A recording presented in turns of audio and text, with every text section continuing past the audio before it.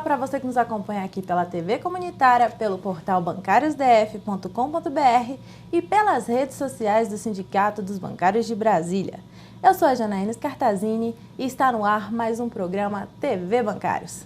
E vamos para o pensamento do dia. O segredo para trabalhar com qualquer grupo de pessoas é a comunicação. Para começar o programa de hoje, vamos assistir um VT sobre o primeiro Congresso Nacional realizado pelo Movimento dos Trabalhadores Rurais Sem Terra, o MST, em 29 de janeiro de 1985. 29 de janeiro de 1985. O MST realiza o primeiro Congresso Nacional em Curitiba, no Paraná. As raízes do MST vêm desde o fim oficial da escravidão, realizada sem se fazer reforma agrária. Na década de 1950, foram criadas as Ligas Camponesas e, no final da ditadura, camponeses começaram a se organizar. 29 de janeiro de 1985. E o programa de hoje vai esclarecer dúvidas sobre a reforma da Previdência.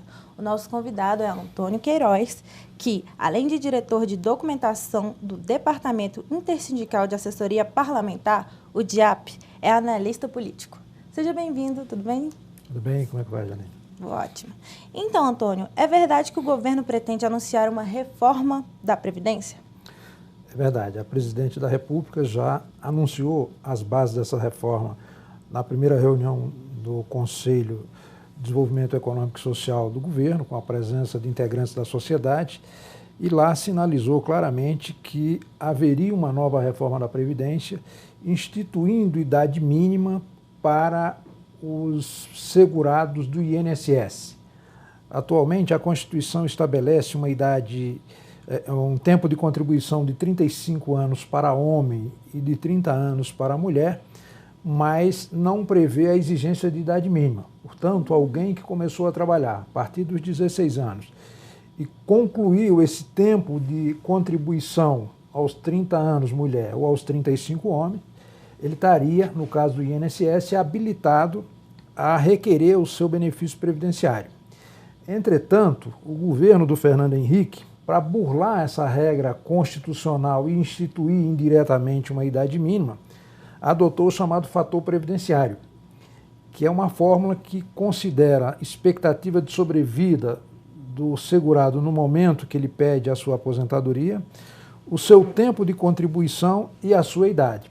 E com essa fórmula se institui um redutor muito grande na aposentadoria. Apenas para lhe dar uma ideia, alguém que completou os 35 anos, por exemplo, aos 54 de idade, 35 de contribuição aos 54 de idade, ele receberia, em valores de hoje, uma aposentadoria correspondente a 50% do que teria direito. Para receber o que efetivamente ele faria jus, ele precisaria esperar por mais, até completar algo como 62 anos de idade. Então, o que o governo quer fazer é instituir uma idade mínima para eliminar essa possibilidade de que alguém possa se aposentar com idade inferior, hipoteticamente, a 60, 65 anos. Então, essa é a iniciativa que o governo pretende adotar, que inicialmente está pensada apenas para o setor privado, mas não há forma de fazê-lo sem estender também aos servidores públicos, de modo que as novas regras que surgirem serão aplicáveis tanto ao setor público quanto ao setor privado. E a reforma resolverá o problema da Caixa da Previdência? Não. Infelizmente, a presidente da República está cometendo um erro, na minha avaliação, ao anunciar essa reforma. Em primeiro lugar, porque não foi isso que ela pregou durante a eleição. Disse que não mexeria em direito nem que a vaca tossisse, né? Em segundo lugar, porque esse debate que há hoje a respeito do chamado déficit da Previdência é um debate que não encontra sustentação. O que consideram nesse debate é apenas a contribuição dos empregadores sobre a folha e a dos empregados sobre a folha de salário. Entendo. Não inclui nesse cômputo, por exemplo, as contribuições destinadas à Seguridade Social, que inclui contribuição sobre o lucro líquido, sobre COFINS, concurso de prognóstico, enfim, uma série de receitas muito significativas que levaria, como tem levado historicamente, a um superávit na Seguridade Social. Quando se pega todas as despesas da Seguridade, com saúde, com assistência e com previdência, pago todas essas despesas, ainda sobra algo como 70 bilhões de reais anos. E esses recursos são destinados à Seguridade.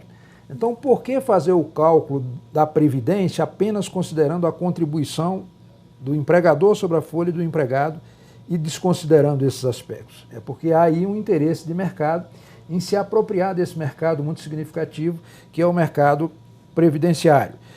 A situação da Previdência Urbana hoje, considerando apenas a contribuição do empresário e a do trabalhador sobre a folha, mesmo assim ela é mais ou menos equivalentes, tem um superávit ali muito pequeno. Quando inclui os benefícios de natureza assistencial, né, que é o caso dos trabalhadores rurais que contribuem com valor menor, aí sim há uma insuficiência de financiamento e é para isso que existem os recursos da Seguridade para complementar.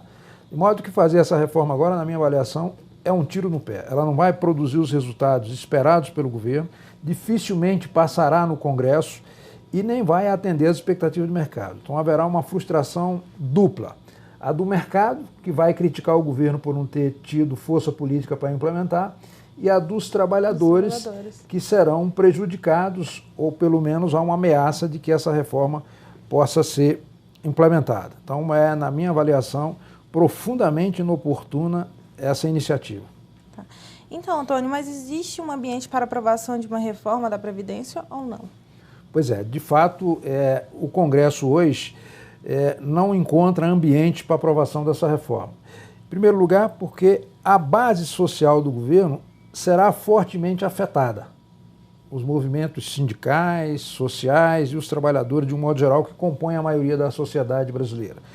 E, em segundo lugar, porque mesmo os partidos de oposição, como o DEM e PSDB, que no passado defendiam reformas com esse formato, para fazer oposição ao governo, têm votado contra as iniciativas governamentais que, de algum modo, atinjam direitos e que, portanto, possam ser utilizados politicamente. O exemplo das medidas provisórias 664 e 665, que fizeram mudanças nos benefícios de pensão e de seguro-desemprego, por exemplo, a oposição votou contra.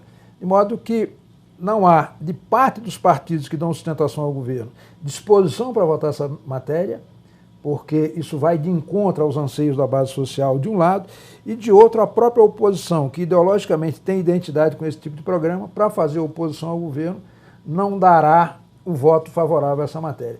De modo que eu acho que, sinceramente, não há ambiente para votação, nem mesmo com generosas regras de transição, ou seja, se aprovando essa reforma agora, para que ela só vigore daqui a 10, 15 anos. Mesmo assim, com regra de transição, é muito difícil aprovar por todas essas razões. Não há apoio na base social, o mercado não terá gratidão se eventualmente aprovar, e se não aprovar vai criticar o governo. E terceiro, não resolve o problema de caixa da Previdência. Então a presidente está se envolvendo num momento de grave crise política e econômica, numa disputa que não vai produzir resultado, pelo contrário, vai trazer apenas e exclusivamente desgaste para ela e para o seu governo. Então essa situação realmente está complicada. Vamos conferir um breve resumo semanal com as principais notícias do Sindicato dos Bancários de Brasília, seguido de um breve intervalo. Voltamos já já.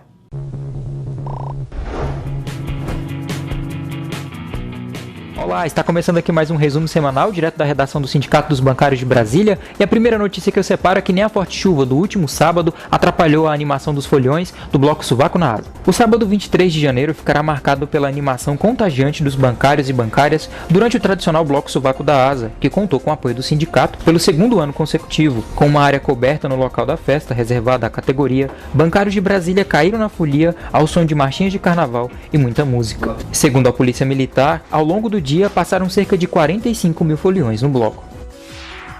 E na próxima terça-feira, 2 de fevereiro, o sindicato lança o livro Sindicato dos Bancários de Brasília, uma história. Trata-se de uma coleção de 3 volumes, dos quais este é o primeiro, que contam os 55 anos de luta da entidade, desde o surgimento da associação até os dias atuais. O livro é baseado no trabalho de profissionais da Universidade de Brasília. O lançamento será no Teatro dos Bancários, às 19 horas. Você sabia que em apenas 3 anos o sindicato prestou 12.893 atendimentos jurídicos? Em 2013 foram 5.294 atendimentos. Em 2014, 3.520. Já em 2015 foram 4.079 atendimentos. As ameaças aos trabalhadores estão de volta. Os projetos polêmicos que retiram direitos e conquistas sociais retornam à pauta de discussão no Congresso em fevereiro. Entre eles, o PLS 555/2015, Estatuto das Estatais, o PLC 30/2015, Terceirização, e o PL 2016/2016, Lei Antiterrorismo. Mas o sindicato está atento e vai lutar para evitar retrocessos. E para mais informações, acesse bancariosdf.com.br.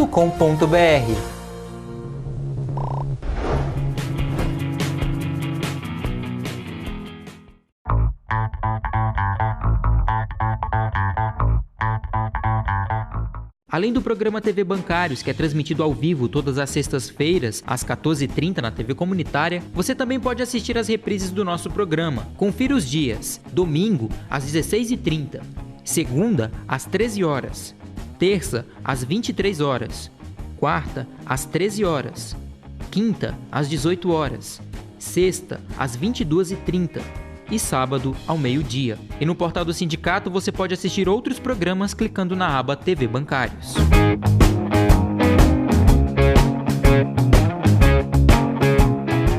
Com o objetivo de melhorar a comunicação com as mais de 30 mil bancárias e bancários do DF, o sindicato lança um aplicativo para smartphone nas plataformas Android e iOS. Gratuito, o aplicativo já está disponível e disponibiliza ferramentas importantes como notícias em tempo real, entrevistas, vídeos, notificações e enquetes.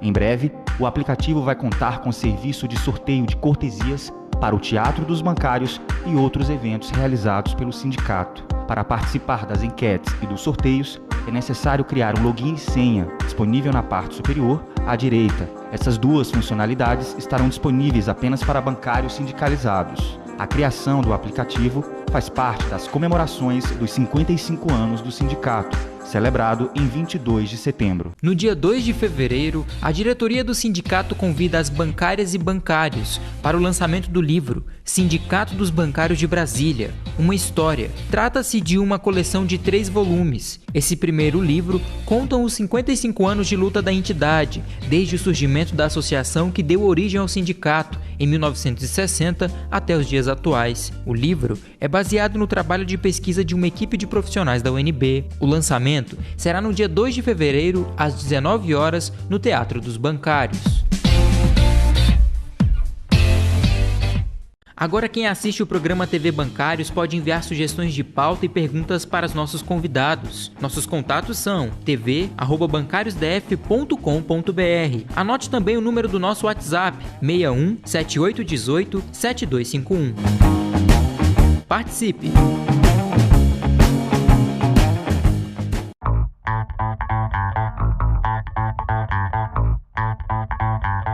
O programa TV Bancários está de volta.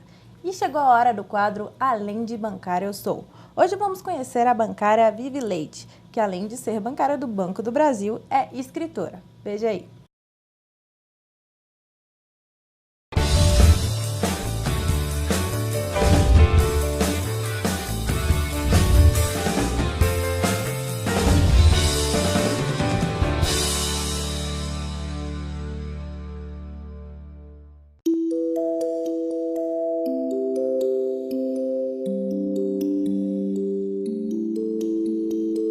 Minha paixão por escrever, ela veio do hábito da leitura. Eu sempre gostei muito de ler e sempre fui apaixonada por livros de psicologia.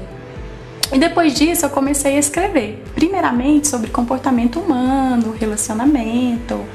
E depois eu comecei a escrever sobre outras coisas, como por exemplo política, a minha visão sobre estresse, trabalho, trânsito. Eu sou educadora de 2 cursos, o Oficina de ECOA e também textos administrativos.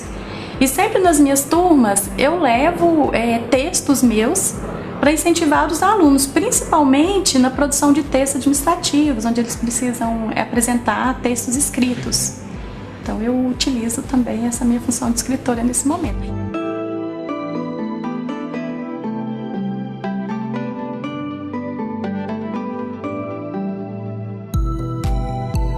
De escritores, eu gosto muito da literatura francesa, porque eu acho que a literatura francesa ela é surpreendente. Você começa a ler um livro e por mais que você queira imaginar o final, você nunca consegue. Então, primeiramente, é a literatura que eu mais admiro.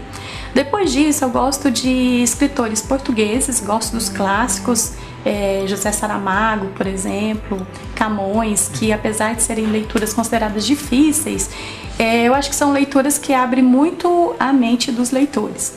Eu também gosto de escritores contemporâneos brasileiros, mesmo os não tão conhecidos. Gosto de crônicas, tenho muitos títulos em casa.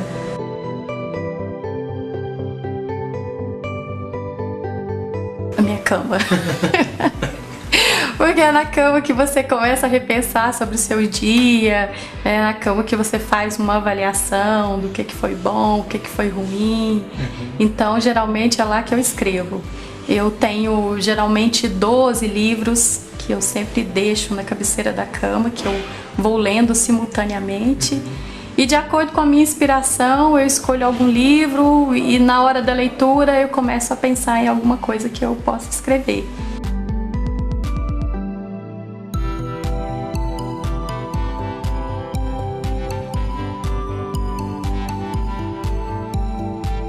Eu escrevi um poema falando sobre solidão, do ponto de vista da pessoa que está sentindo.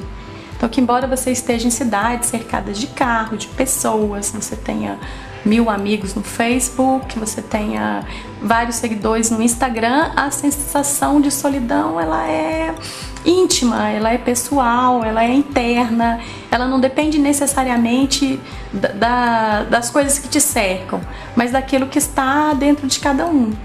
Então me inspirei nisso. No ano passado eu comecei a alimentar um sonho de fazer um mestrado e eu queria um dos melhores mestrados do país. E quando foi em novembro, teve as provas do mestrado na Católica.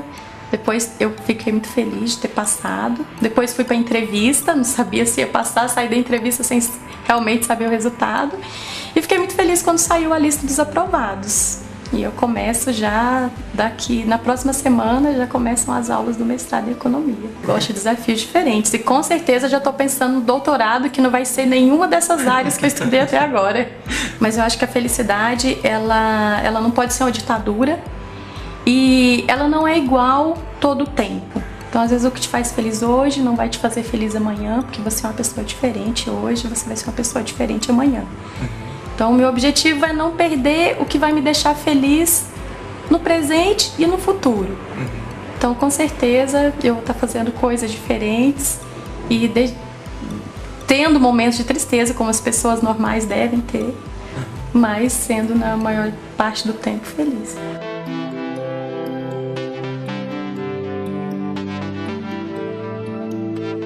Meu nome é Vivileine Maria Pérez, assessora empresarial na diretoria de estratégia da marca e, além de bancária, eu sou escritora e mestranda em economia.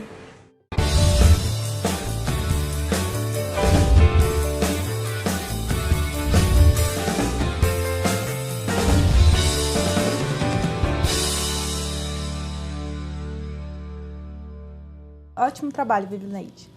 Vamos voltar agora a conversar com o diretor do DIAP, Antônio Queiraz, sobre a reforma da Previdência. Então, Antônio, o que os bancários e outras categorias podem fazer para evitar a aprovação dessa reforma da Previdência? Pois é, eu acho que é principalmente ter consciência de que isto não estava na pauta do atual Congresso, não estava no programa de eleição da Presidente da República, mesmo não estando, a presidente chegou, no primeiro ano do seu segundo mandato, a aprovar mudanças no que diz respeito à pensão e, portanto, retirou direito dos pensionistas do setor privado e também do setor público.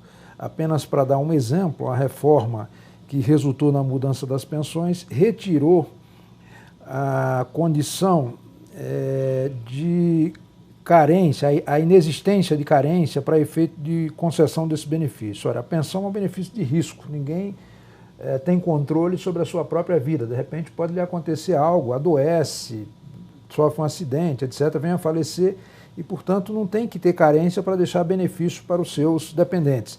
E foi instituído um benefício, quem não tiver pelo menos 18 meses de contribuição, ou não for casado, ou tiver união estável há pelo menos 2 anos, não deixará absolutamente nada para os seus dependentes. Eles vão ter uma ajuda do Estado durante 4 meses e apenas isso. Para que tenha direito ao benefício, tem que cumprir essa carência de 18 meses no mínimo e, portanto, e também condicionado à idade do pensionista, no caso a esposa ou companheira, ou companheiro ou esposo, né, que for beneficiário dessa pensão, só terá direito de acordo com a expectativa de vida, de acordo com a idade. Então, por exemplo, quem tem menos de 21 anos recebe apenas por 3 anos a sua pensão. Aí tem uma graduação até 44, que varia de 3 a 20 anos. Só após 44 anos de idade é que esse pensionista terá a vitaliciedade. Então, houve uma mudança significativa e agora querem fazer uma nova reforma. Então, se o problema de caixa foi, na minha avaliação, equacionado nessa mudança na pensão, não faria sentido fazer uma nova reforma agora.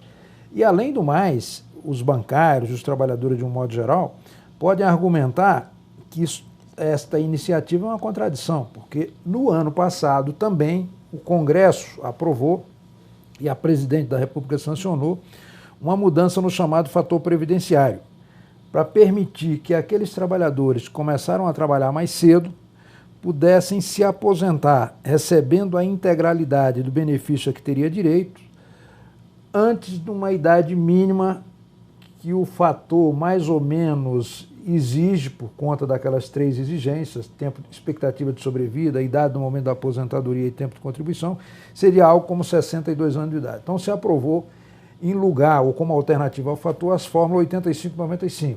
Consiste no seguinte: o trabalhador que conseguir comprovar 35 anos de contribuição no caso do homem e 30 no caso da mulher, se somado com sua idade chegarem a respectivamente 95 para o homem e 85 para a mulher, ele pode se aposentar recebendo o benefício pleno. Isso significa dizer que um homem poderia, começando com 18 anos, se aposentar aos 57 anos de idade e a mulher aos 51, 52 anos, enfim. Se o governo propõe uma reforma, ou sanciona uma lei que permite que as pessoas que começaram a trabalhar mais cedo possam se aposentar antes dessa idade mínima exigida, como é que apresenta na sequência uma proposta para instituir idade mínima? Então essa é uma contradição que precisa ser explorada. E o segundo aspecto é o seguinte: no conjunto do orçamento do Brasil, o orçamento específico da Seguridade é superavitário, mas tem o orçamento fiscal que só de juros o ano passado pagou algo como 400 bilhões de reais. Por que vai sacrificar os trabalhadores, tirando o direito deles, quando se poderia rever essa forma de pagamento dos juros em relação às dívidas interna e externa e reduzir significativamente? Apenas para dar uma ideia, se for feita uma reforma instituindo idade mínima, o que ela pode economizar para os cofres públicos não chega a 5% do que se gasta hoje com juros. Então, se há efetivamente a necessidade de um ajuste, que esse ajuste incida não sobre os mais pobres, sobre os mais humildes, sobre os trabalhadores, mas que incida sobre aqueles que ganham dinheiro em profusão, e quem ganha dinheiro em profusão são exatamente os empregadores dos bancários, que são os banqueiros, os integrantes do sistema financeiro. Então, Antônio, alguns especialistas afirmam que a Previdência Social não é deficitária. Essa tese tem algum fundamento? Tem todo fundamento, quer dizer, tem que se olhar a Previdência Social na perspectiva do seu regime, que é um regime solidário. É um regime de repartição em que a geração atual contribui para pagar os benefícios da geração passada e as gerações futuras contribuirão para pagar o benefício dos atuais quando estes se aposentarem. Nesse sistema de solidariedade, há 3 fontes de contribuição. Uma da sociedade, através dos impostos, outra do contribuinte, que é o caso, o segurado, o trabalhador, e uma terceira que é paga pelo empregador incidente sobre a folha. Então tem 3 fontes. Quando se faz o cálculo para definir se há ou não déficit na Previdência, se considera apenas a contribuição dos empregadores e dos trabalhadores. E além de considerar só essas 2 fontes, sem considerar aquelas incidentes sobre impostos que é paga por toda a sociedade, não se inclui nesse cálculo, nessa conta da contribuição do empregador e do trabalhador, renúncias e incentivos fiscais que são dados com recursos da Previdência. Todo mundo viu falar naquele período de desoneração da folha, em que houve em vários setores da atividade econômica, aqueles recursos foram tirados da Previdência para incentivar alguns setores da atividade econômica. Então o governo teria que arcar com essa responsabilidade. O ProUni, por exemplo, é recurso da Previdência, né? Quando uma empresa na área agropecuária produz voltado exclusivamente para exportação, ela é isenta da contribuição previdenciária, que é da ordem de 20%. Quando se faz uma DRU, que é desvinculação de recursos da União, se tira ali 20% da receita da Previdência para o governo usar em outras finalidades. E tudo isto não é considerado na hora de fazer esse cálculo. Então, essa história de que há déficit na Previdência hoje é uma balela. Isso não se sustenta. A Previdência urbana é superavitária hoje, e se considerarmos, como devemos considerar sempre, os recursos da Seguridade Social, haveria margem para sustentar esse sistema sem desequilíbrio por pelo menos mais 10 anos. O governo pode enfrentar esse problema de caixa da Previdência se eventualmente vier a se confirmar uma insuficiência de financiamento para a área urbana. Se considerarmos a rural só com essas 2 fontes, há insuficiência sim, mas sem considerar a rural só a urbana, não há insuficiência. E se houver essa necessidade, o governo tem que combater sonegações, tem que eliminar essas renúncias e incentivos com recursos da Previdência, né? Tem que ampliar a fiscalização e a cobrança da dívida ativa da União, que boa parte dela é composta por recursos da Previdência, de modo que há uma série de medidas que o governo poderia fazer antes de trabalhar a ideia de reduzir direitos, especialmente daqueles mais humildes. Então, este é o argumento que eu acho que os trabalhadores devem apresentar no sentido de barrar essa reforma, se ela tiver, como efetivamente tem, o propósito de reduzir ou diminuir direito dos trabalhadores. Essa reforma que o governo está propondo, de instituir idade mínima e equiparar entre homens e mulheres a idade para efeito de concessão do benefício previdenciário, ainda é uma reforma limitada frente à reforma do mercado. O que essencialmente essa reforma que a presidente anunciou pretende? Pretende instituir uma idade mínima, que seria ali algo em torno de 65 anos para usufruto do benefício previdenciário, e eliminar aquela diferença que tem entre o homem e a mulher. Hoje a mulher se aposenta 5 anos mais jovem do que o homem e com 5 anos de contribuição a menos. O governo quer, numa dessas pernas, na idade, equiparar homens e mulheres sob o fundamento de que a mulher vive tanto quanto ou até mais do que o homem. Então eles teriam a mesma idade para efeito de aposentadoria. Hoje a mulher se aposenta 5 anos mais cedo. Em relação a essa segunda perna, que é o tempo de contribuição, pelo menos até onde eu sei, não foi cogitada. Mas tem a proposta dos setores de mercado e gente no Congresso que, uma vez chegando essa reforma lá, com esses 2 objetivos, igualar homens e mulheres em termos de idade e aumentar a idade mínima, buscarão acrescentar outros aspectos, como, por exemplo, a desvinculação, né, do salário mínimo como base de cálculo do benefício previdenciário. E, além disso, a própria desindexação do reajuste do benefício previdenciário.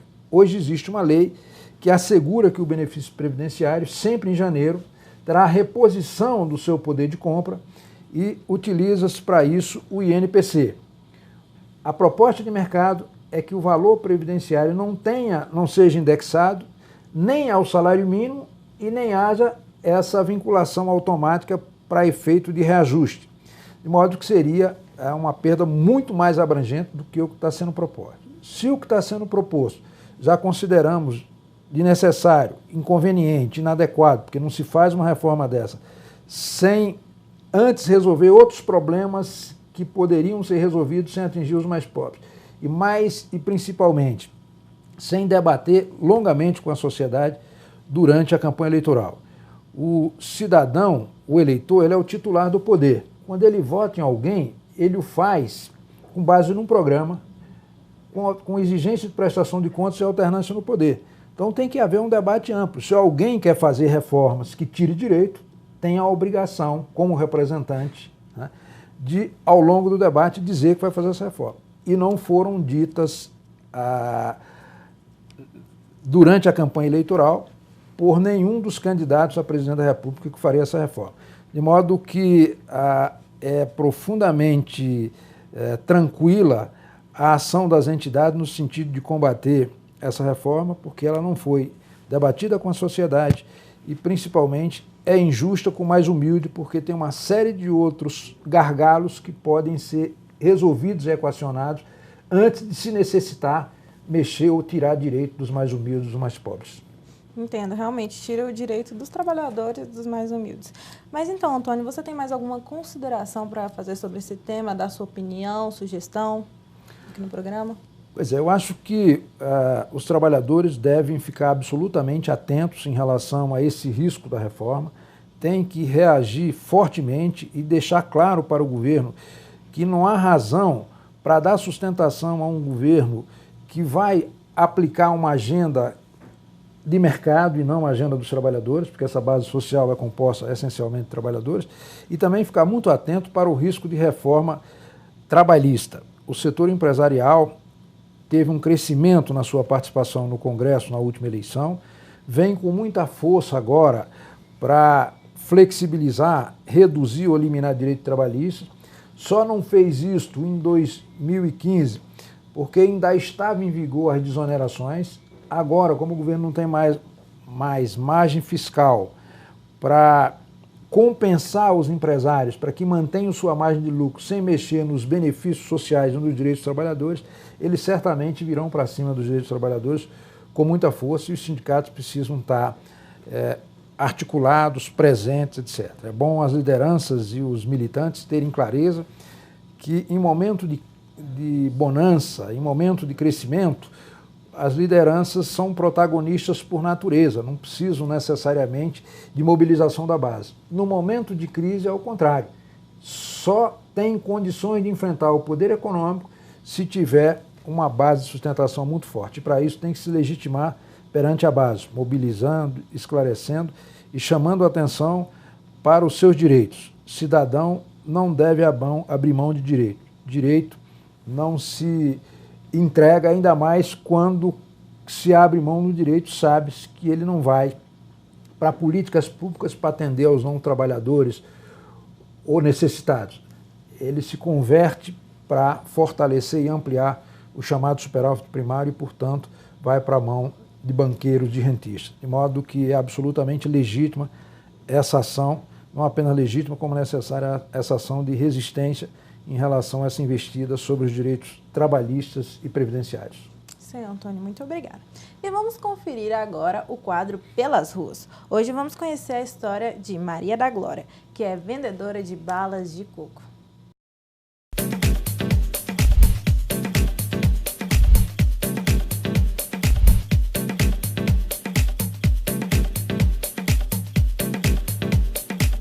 A gente está aqui agora no CONIC para conhecer a história da Maria da Glória. Ela que tem por objetivo adoçar a vida das pessoas vendendo suas balinhas de coco. São 40 anos vendendo essas balinhas. Você vai conhecer a história dela agora.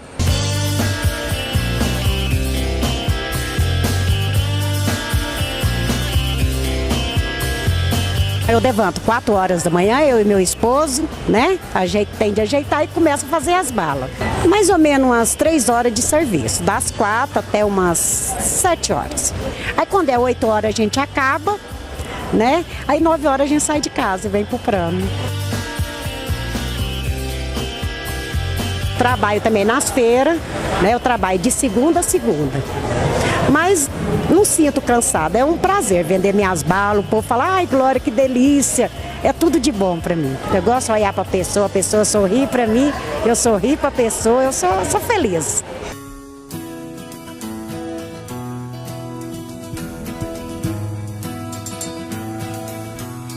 Trabalhava doméstico, não tinha nada. Naquele tempo também a doméstica não tinha segurança, hoje tem demais. Eu tenho a minha casa lá no Goiás, Goiânia, né? Tenho um carrinho, meu marido trabalha de estalta, eu trabalho com as balas. E nós estamos, 1 ano que nós estamos aqui, mas nós estamos embora já. A gente viaja muito, que é só eu e ele, né? A gente viaja muito. Eu já fui em São Paulo, né? Onde que minha sogra mora, ela que me ensinou há 40 anos atrás. Já fui na Bahia. Rio Verde, São Luís Montes Belo, já fui em muitos lugares, essas balas é muito conhecido. Eu vendo balas de coco, sou feliz com o meu serviço, eu amo demais meu serviço, primeiro a Deus, depois meu serviço.